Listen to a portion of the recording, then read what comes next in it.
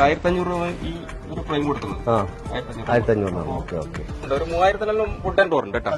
ശരി, നമ്മളെ പെട്രോൾ പമ്പിന്റെ അടുത്തുള്ള മൈസൂർ വുഡില്ലേ, മൈസൂർ വുഡിലേക്ക്. നമസ്കാരം പ്രിയപ്പെട്ട പ്രേക്ഷകർ. അപ്പം ഞാനൊരു കാര്യം കാണിക്കാൻ വേണ്ടി വന്നതാണ്. അതായത് ഞാൻ ഒരുപാട് നാളായിട്ട് കേൾക്കുന്ന ഒരു പേരാണ് നമ്മുടെ ഒരു മരത്തിന്റെ ഒരു സംഭവം എന്ന് പറയുന്നത്, മൈസൂർ വുഡ് ട്രേഡ്സ് പറഞ്ഞിട്ട്.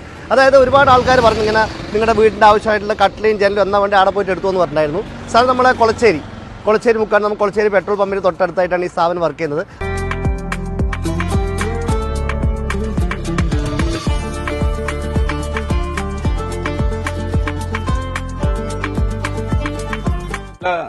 നമ്മളൊരു ഡോർ എടുത്തു വെച്ചിട്ടുണ്ട്, കൊടുക്കാൻ വേണ്ടി വന്ന കസ്റ്റമർ. പേരെങ്ങനെയാ? എന്റെ പേര് ഹാഷിം. എവിടെ സ്ഥലം? എവിടെയാ? കുറുമാത്തൂരാണ്. വീട്ടിന്റെ ആരുടെ വീടിന്റെ? ജ്യേഷ്ഠന്റെ വീട്ടിന് വേണ്ടിയാണ്. ഞാൻ മുമ്പൊരിക്കൽ വന്നിട്ടുണ്ട്.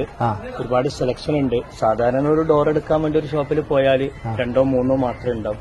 ഇവിടെ കൂടുതലായി സെലക്ഷൻ കണ്ടു. പിന്നെ മുപ്പരുടെ ഡീലിംഗും നന്നായി ഇഷ്ടപ്പെട്ടു. അതുകൊണ്ട് ഇന്നലെ വന്നൊരു ഡോർ എടുത്തില്ല. ഒരു സാധനം പുറത്തുനിന്ന് വേറെ എടുത്തില്ല.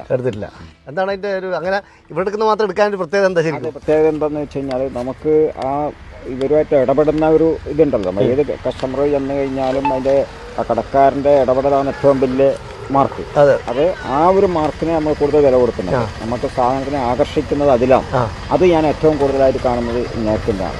അപ്പോൾ പല കടകളിലും പോയി അന്വേഷിക്കുക, പല സാധനം എടുക്കുക. ഞാനിപ്പോൾ ഒരു 5-6 വീട് എൻ്റെ ചേട്ടനോ പലർക്കും വേണ്ടി ഞാൻ പല വ്യക്തിനും എടുത്തിട്ടുണ്ട്.